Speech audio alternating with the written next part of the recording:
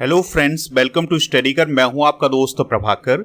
आज के इस लेक्चर में हम डिस्कस करने वाले हैं 3 नवंबर 2023 के मोस्ट इंपॉर्टेंट करेंट अफेयर्स के क्वेश्चन। तो आप इस पूरे लेक्चर को बहुत ही ध्यान से लास्ट तक जरूर देखिएगा। पहला क्वेश्चन है, किस स्टेडियम में सचिन तेंदुलकर की प्रतिमा का अनावरण किया गया है? आंसर हो जाएगा वानखेड़े स्टेडियम में। तो दोस्तों, मुंबई का जो वानखेड़े स्टेडियम है वहां पर महान क्रिकेटर सचिन तेंदुलकर की प्रतिमा का अनावरण किया गया है। और यह जो प्रतिमा है यह सचिन तेंदुलकर के जीवन के 50 वर्षों को समर्पित है और इस प्रतिमा को मुंबई क्रिकेट एसोसिएशन के द्वारा स्थापित किया गया है। और कहां पर स्थापित किया गया है? वानखेड़े स्टेडियम में।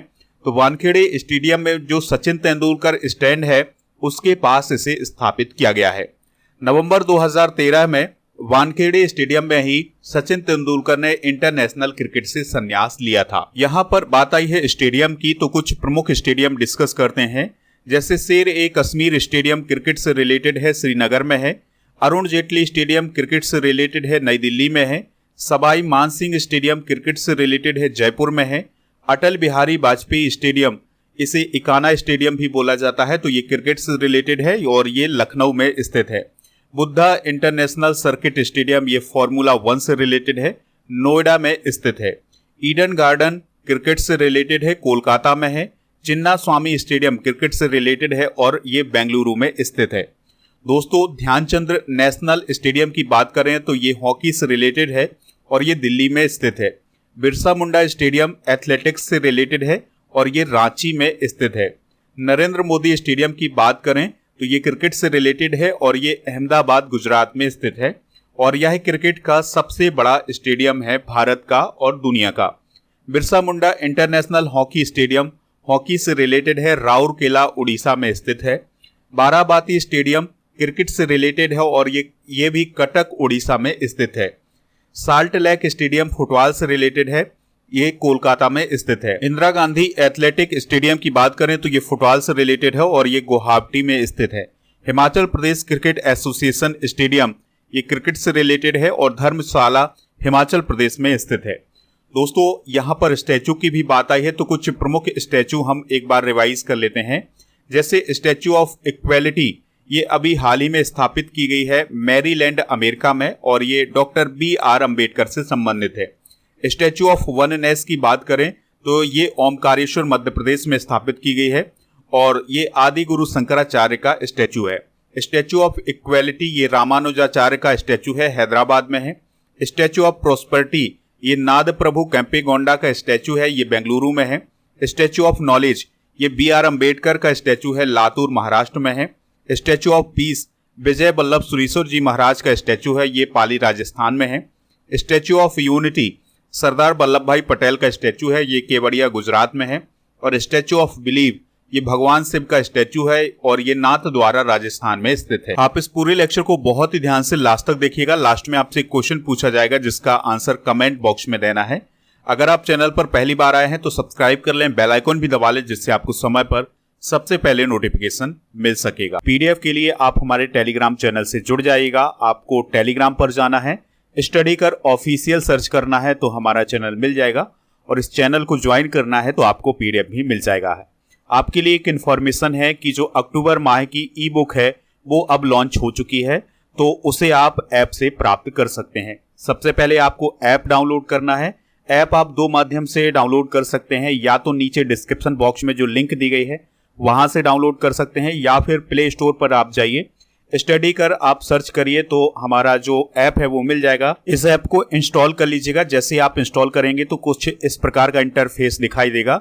आप ई बुक पर जाएंगे तो आपको अक्टूबर माह की, सितंबर माह की जो ई बुक है वो मिल जाएगी, तो यहाँ से आप इसको प्राप्त कर सकते हैं। इसके अलावा हमारी जो वेबसाइट है उसके माध्यम से भी आप डायरेक्ट प्राप्त कर सकते हैं ई बुक को।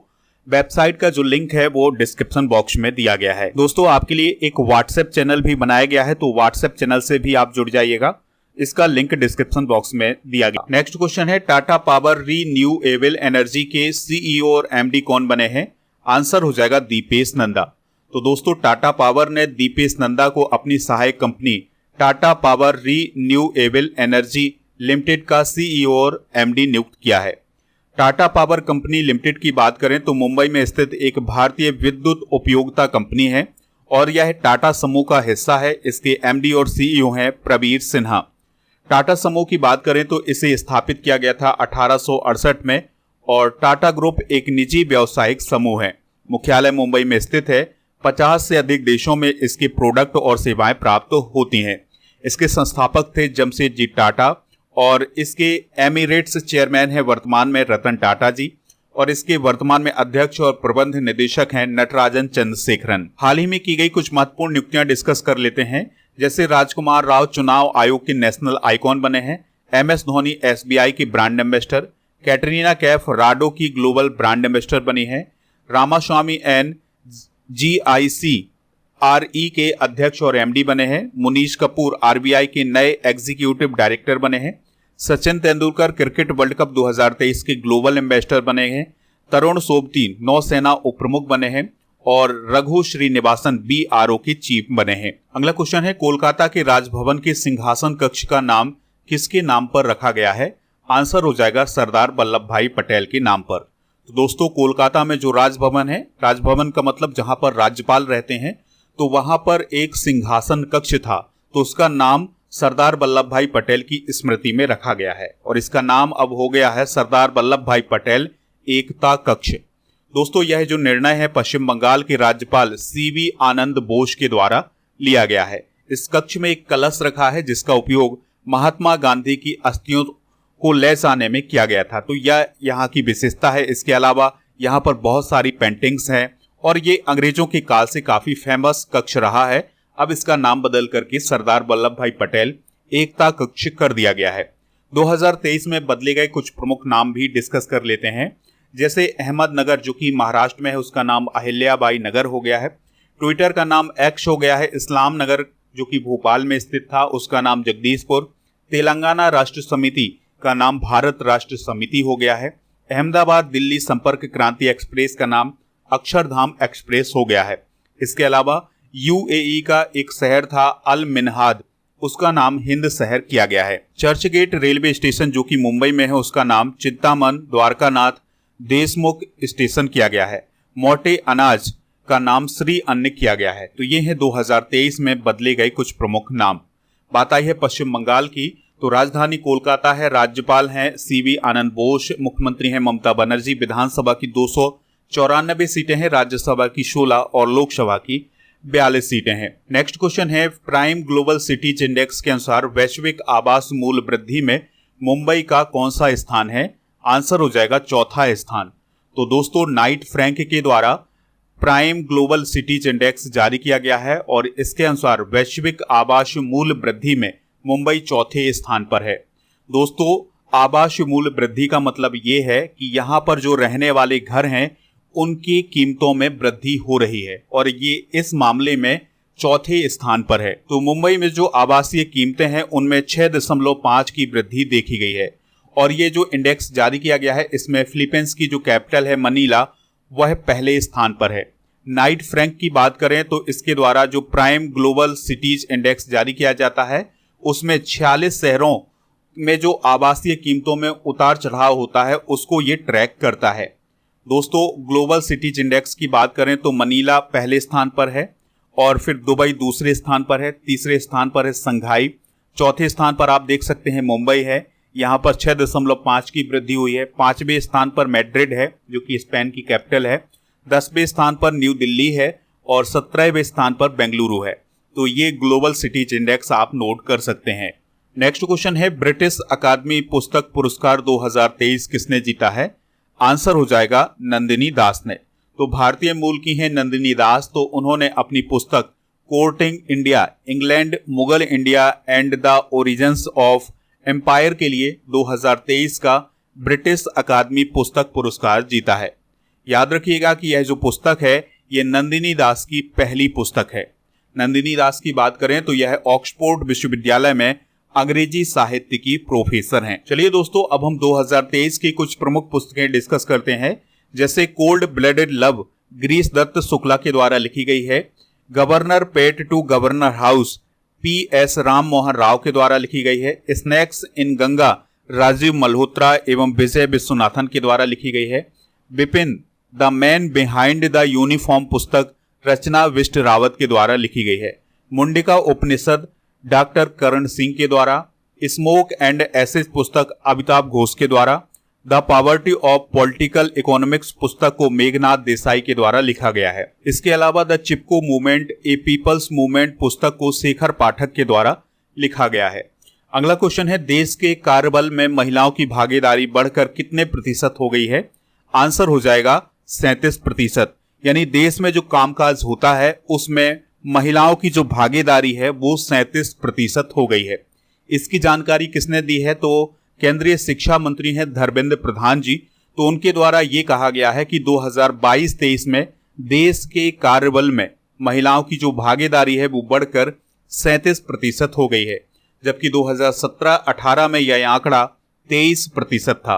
उन्होंने कहा है कि कार्यबल में महिलाओं की बढ़ती भागीदारी से समाज में संतुलित विकास हुआ है और महिलाएं पुरुषों की तुलना में अधिक मेहनत कर रही हैं। तो इस प्रकार की जानकारी केंद्रीय शिक्षा मंत्री धर्मेंद्र प्रधान जी के द्वारा दी गई है। नेक्स्ट क्वेश्चन है, सभी आवारा कुत्तों को स्टरलाइज करने वाला दुनिया का पहला देश कौन बना है? स्टरलाइज का मतलब होता है नसबंदी। तो दोस्तों सभी आवारा कुत्तों को स्टरलाइज करने वाला दुनिया का पहला देश बना है भूटान। तो दोस्तों भूटान सभी आवारा कुत्तों को स्टरलाइज करने वाला दुनिया का पहला देश बना है और यह जो पूरा प्रोजेक्ट था यह 14 साल तक चला है और इसके बाद अब भूटान में जितने भी आवारा कुत्ते थे उनकी आबादी को पूरी तरह से स्टरलाइज कर दिया गया है। इसके अलावा उनका वैक्सीनेशन भी किया गया है। राष्ट्रीय कुत्ता जनसंख्या प्रबंधन और रेबीज नियंत्रण परियोजना को पूरा होने की घोषणा भूटान के प्रधानमंत्री लोटे शेरिंग के द्वारा की गई है। दोस्तों भूटान के द्वारा ये जो कदम उठाया गया था उसके पीछे का कारण है कुत्तों की जनसंख्या को नियंत्रित करना, उसका मैनेजमेंट करना और रेबीज को नियंत्रित करना, क्योंकि कुत्तों के कारण रेबीज होता है, उसके मामले भी बढ़ते हैं और रेबीज के कारण कई बार मौतें भी बहुत अधिक संख्या में हो जाती हैं। दोस्तों भूटान के बारे में बेसिक जानकारी डिस्कस कर लेते हैं। तो भूटान की जो कैपिटल है वो थिम्पू है और यहाँ के जो राजा है वो है जिग्मे खेसर नामगेल वांगचुक और प्राइम मिनिस्टर है लोटे शेरिंग। यहाँ की जो करेंसी है वो है नगुल ट्रम और भारतीय रुपया, यानी यहाँ पर दोनों प्रकार की करेंसी चलती है और ये इंडिया का पड़ोसी देश भी है। नेक्स्ट क्वेश्चन है, WHO में दक्षिण पूर्व एशिया क्षेत्रीय निदेशक बनने के लिए चुनाव किसने जीता है? आंसर हो जाएगा साइमा वाजेद ने। तो दोस्तों बांग्लादेश की साइमा वाजेद ने नई दिल्ली में WHO में दक्षिण पूर्व एशिया क्षेत्रीय निदेशक बनने के लिए अभी हाल ही में इलेक्शन जीता है। यानी कि WHO में दक्षिण पूर्व एशिया की क्षेत्रीय निदेशक कौन बनेगी? अब साइमा वाजेद बनेगी। उन्होंने नेपाल के शंभू प्रसाद आचार्य को कड़ी टक्कर में हरा दिया था। साइमा वाजेद की बात करें तो वह बांग्लादेश की प्राइम मिनिस्टर शेख हसीना की बेटी हैं। दोस्तों भारत की पूनम खेत्रपाल सिंह वर्तमान क्षेत्रीय निदेशक हैं। बात आई है WHO की, तो इसकी स्थापना 7 अप्रैल 1948 को की गई थी। मुख्यालय इसका जिनेवा स्विट्जरलैंड में है और इसके जो प्रमुख हैं वो हैं डॉक्टर टेड्रोस अदनोम घेब्रेयस। अगला क्वेश्चन है, अंतरराष्ट्रीय बायोस्फीयर रिजर्व दिवस कब मनाया जाता है? तो यह 3 नवंबर को मनाया जाता है। दोस्तों नवंबर 2022 में पहली बार अंतरराष्ट्रीय बायोस्फीयर रिजर्व का आयोजन किया गया था और इसकी घोषणा 2021 में की गई थी और इसका उद्देश्य है बायोस्फीयर रिजर्व के नेटवर्क की भूमिका को प्रस्तुत करना। तो दोस्तों अब समझते हैं कि ये बायोस्फीयर रिजर्व क्या होते हैं। तो बायोस्फीयर रिजर्व में पौधों का और जानवरों का संरक्षण किया जाता है। जिस प्रकार से नेशनल पार्क होते हैं, अभ्यारण्य होते हैं, उसी प्रकार से बायोस्फीयर रिजर्व होते हैं। लेकिन इसकी खास बात यह है कि एक बायोस्फीयर रिजर्व में 2 से 3 नेशनल पार्क भी शामिल हो सकते हैं। और दोस्तों जो बायोस्फीयर रिजर्व हैं उनमें आदिवासियों के जो पारंपरिक जीवन है उसको पुनर्स्थापित करने का काम किया जाता है। दोस्तों भारत में वर्तमान में 18 बायोस्फीयर रिजर्व हैं। सबसे अधिक बायोस्फीयर रिजर्व मध्य प्रदेश में है और यहाँ पर 3 बायोस्फीयर रिजर्व हैं। भारत का पहला biosphere reserve Nilgiri biosphere reserve था जो कर्नाटक, तमिलनाडु और केरल राज्य में फैला हुआ है। लास्ट क्वेश्चन है, एशियाई शूटिंग चैंपियनशिप 2023 में ऐश्वर्य प्रताप सिंह ने कौन सा मेडल जीता है? तो उन्होंने गोल्ड मेडल जीता है। तो एशियाई शूटिंग चैंपियनशिप 2023 में ऐश्वर्य प्रताप सिंह तोमर ने 50 मीटर राइफल 3P स्पर्धा में गोल्ड मेडल जीता है। दोस्तों याद रखिएगा कि जो एशियाई शूटिंग चैंपियनशिप 2023 है, इसका आयोजन रिपब्लिक ऑफ कोरिया यानी साउथ कोरिया में किया जा रहा है। चलिए अब कल के करंट अफेयर्स को रिवाइज कर लेते हैं, फिर इसके बाद जनरल नॉलेज के पिटारे को डिस्कस करेंगे। लास्ट में पूछेंगे आपसे एक क्वेश्चन जिसका आंसर कमेंट बॉक्स में देना है। कल का पहला क्वेश्चन था wild life photographer of the year पुरस्कार किसे प्राप्त हुआ है? तो बिहान तल्या को। भारतीय वायुसेना द्वारा किस लड़ाकू विमान को रिटायर किया गया है? MiG-21 बाइसन को। 2034 का फीफा वर्ल्ड कप किस देश में आयोजित किया जाएगा? सऊदी अरब में। यूनेस्को ने ग्वालियर को कौन सा नाम दिया है? संगीत का शहर। Rajaji tiger reserve conservation foundation की स्थापना किस राज्य सरकार के द्वारा की गई है? उत्तराखंड। भारत ने किस देश के बीच 3 डेवलपमेंट प्रोजेक्ट का उद्घाटन किया है? बांग्लादेश। प्रधानमंत्री मोदी ने कहां अमृत वाटिका और अमृत महोत्सव स्मारक की आधारशिला रखी है? नई दिल्ली में। मध्य प्रदेश, छत्तीसगढ़, हरियाणा, पंजाब, आंध्र प्रदेश, कर्नाटक और केरल का स्थापना दिवस कब मनाया गया है? 1 नवंबर को। भारतीय वायुसेना द्वारा चीन और पाकिस्तान से लगी सीमाओं पर किस मिसाइल प्रणाली को तैनात किया गया है? S-400। अंतर्राष्ट्रीय सौर गठबंधन सभा का 6वां सत्र कहां आयोजित किया जा रहा है? नई दिल्ली में। तो आज के जनरल नॉलेज के पिटारे में हम विभिन्न खेलों से संबंधित कप और ट्रॉफियों के तीसरे पार्ट को डिस्कस करेंगे। इसका चौथा पार्ट भी आएगा, तो इसमें पूरी जितनी खेलों से संबंधित कप और ट्रॉफियां हैं वो सभी कवर हो जाएंगी। इनको आप नोट करते रहिएगा। रणजी ट्रॉफी क्रिकेट से रिलेटेड है और पहला आयोजन 1934 में हुआ था। दलीप ट्रॉफी क्रिकेट से रिलेटेड है, 1961-62 में इसका पहला आयोजन हुआ था। ईरानी ट्रॉफी क्रिकेट से रिलेटेड है, 1959-60 में इसकी स्थापना की गई थी। देवधर ट्रॉफी क्रिकेट से रिलेटेड है, 1973-74 में इसकी स्थापना की गई थी। विजय हजारे ट्रॉफी भी क्रिकेट से रिलेटेड है, 2002-03 में इसका पहला आयोजन किया गया था। MCC Murugappa gold cup hockey से रिलेटेड है, 1901 में इसकी स्थापना की गई थी। चैंपियंस ट्रॉफी क्रिकेट से रिलेटेड है, 1998 में इसका पहला आयोजन किया गया था। हॉपमैन कप टेनिस से रिलेटेड है और 1989 में इसका पहला आयोजन किया गया था। दोस्तों आपके लिए एक इन्फॉर्मेशन है कि आप हमारे ऐप पर टेस्ट दे सकते हैं, तो अब डेली वहां पर टेस्ट हो रहा है, तो आप टेस्ट जरूर दीजिएगा। टेस्ट बहुत ही इंपॉर्टेंट है और इससे आपकी रैंक पता चलती है, आपकी तैयारी का भी पता चलता है, तो एक बार आप टेस्ट जरूर दीजिएगा। दोस्तों कल के करंट अफेयर्स में जो क्वेश्चन पूछा गया था कि नंदा देवी नेशनल पार्क किस राज्य में स्थित है, तो उसका आंसर था उत्तराखंड। तो लगभग सभी लोगों ने इसका आंसर उत्तराखंड बताया है। और बीच में एक क्वेश्चन पूछा था कि फीफा वर्ल्ड कप की शुरुआत किस वर्ष से हुई थी, तो आंसर है उसका 1930। तो इसी प्रकार से दोस्तों आपसे जो क्वेश्चन पूछा जाए उसका आंसर आप कमेंट बॉक्स में जरूर बताइएगा। आज का क्वेश्चन है स्टैच्यू ऑफ वननेस किस राज्य में स्थित है? जो भी इसका राइट आंसर हो कमेंट बॉक्स में जरूर बताएं, हमें इंतजार रहेगा आपके आंसर का।